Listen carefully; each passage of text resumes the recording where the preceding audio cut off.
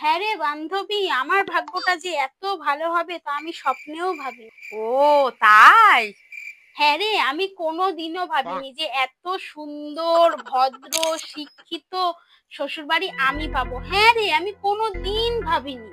বাহ, সবাই বলে শ্বশুরবাড়ি নাকি জমের বাড়ি, কিন্তু কথাটা একদম ভুল।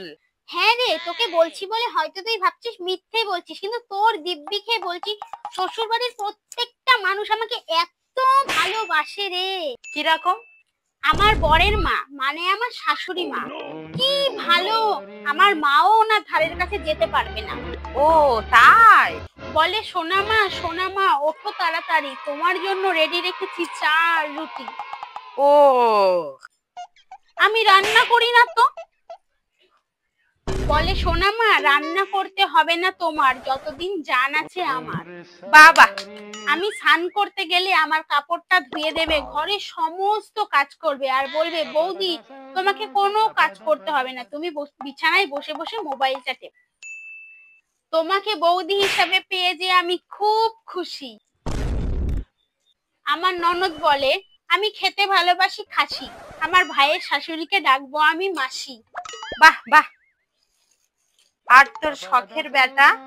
কাঞ্চন, কি আর বলবো রে, যতই বলবো ততই কম হয়ে যাবে। ও তো আমাকে ভালোবেসে পুরো পাগল। রানী করে রাখবো তোমায় এ মনো মাঝে, মহারানী দেখাই তোমায় নতুন বউ সাজে। রানী করে রাখবে? জানিস এখন মনে হয় বিয়ের আগে যে পুজো দিতাম সেইটা সার্থক হয়েছে। কি করে কি করে? বিয়ের আগে যে শিবের পুজো করতাম প্রত্যেক বছরে, তার জন্যই তো এত ভালো শিবের মতন বর পেয়েছি। প্রত্যেক বৃহস্পতিবারে যে লক্ষ্মী পুজো করতাম, তার জন্যই তো লক্ষ্মীর মতন শাশুড়ি পেয়েছি। বাহ।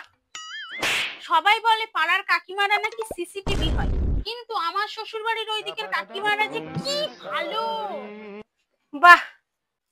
রোজ আমার শাশুড়ির সাথে বসে বসে চা খায় আর নতুন বৌমার গুণ গায়।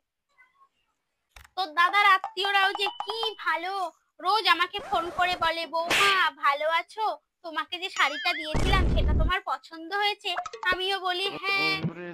আমি যে সুখে আছি বান্ধবী, আশীর্বাদ করি সারা জীবন যেন এত সুখেই থাকতে পারি। হ্যাঁ হ্যাঁ। কিরে বান্ধবী, তোর এই অবস্থা কেন? আমি? হ্যাঁ হ্যাঁ ওটাই। এটা চাপে, এটা শ্বশুর বাড়ির চাপে। মজা লাগছে না বিয়ে করে? হ্যাঁ রে। কতদিন বিয়ে হয়েছে তোর? এই তো 1 মাস গিয়ে 1.5 মাসে পড়েছে।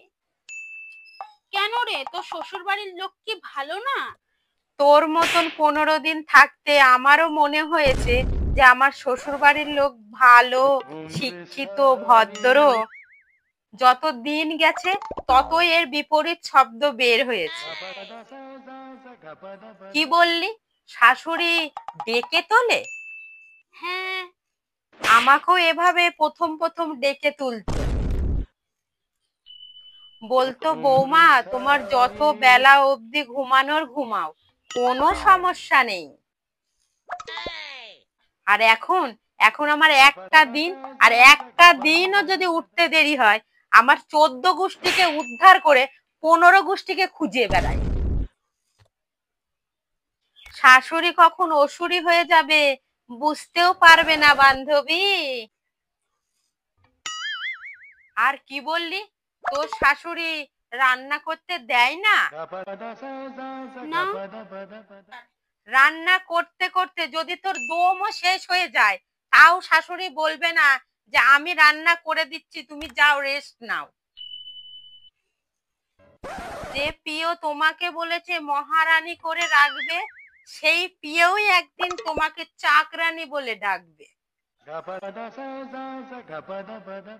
আর এর পর হয়েছে ননদিনী, সূচ হয়ে ঢুকবে আর ফাল হয়ে বেরোবে। কখন যে ঢুকবে তুমি টেরও পাবে না বান্ধবী। বুনো ওল আর বাঘা তেঁতুলের মধ্যে যে সম্পর্ক, ননদ আর বৌদির মধ্যে সেই সম্পর্ক। আর কি বললি, পাড়ার কাকিমারা? একদিন চা না দিয়ে দেখবি তোর গুণে যে কবে নুন ঢেলে দেবে তুই বুঝতেও পারবি না। তুমি আত্মীয়র কথা বলছো বান্ধবী, ওরা যে কখন ওদের রং বদলে নেবে তুমি বুঝতেও পারবে না। মানুষে বলে শ্বশুর বাড়ি নাকি জমের বাড়ি, ঠিকই বলে, ভুল বলে না। এখন দিল্লির ডাড্ডো খাচ্ছ তো বান্ধবী, মুরগির মাংসকেও পাঁঠার মাংস মনে হবে, দেশি পুঁটিকেও বিদেশি রঙিন মাছ মনে হবে, শখের বেটাকেও দেব মনে হবে। বিশ্বাস হচ্ছে না? না। দাঁড়া, তুই তোর শাশুড়িকে ফোন কর, আমি তোকে তার আসল রূপটা দেখাই। বলবে ঠিক আছে বৌমা তুমি বেরিয়ে এসো। জীবনেও না, বলবে বাড়ির বউ বাড়িতেই থাকা ভালো লাগে, বেড়ানো না। দূরও, জীবনেও এই কথা বলবে না। বলবেই। আমি আমার শাশুড়িকে চিনি। ঠিক আছে।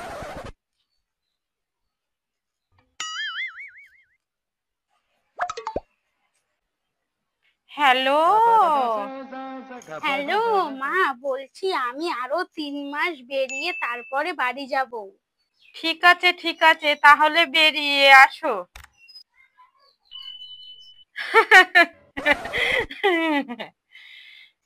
আচ্ছা রেখে দাও তাহলে। হ্যাঁ মা, রাখছি তাহলে। কিরে, তোর বউ ফোন করেছিল, তোর বউ নাকি বাবার বাড়ি থেকে 3 মাস পরে আসবে। তা তোর বউকে বলে দিবি আমি কিন্তু আর আগেকার মতন আদর যত্ন করতে পারবো না।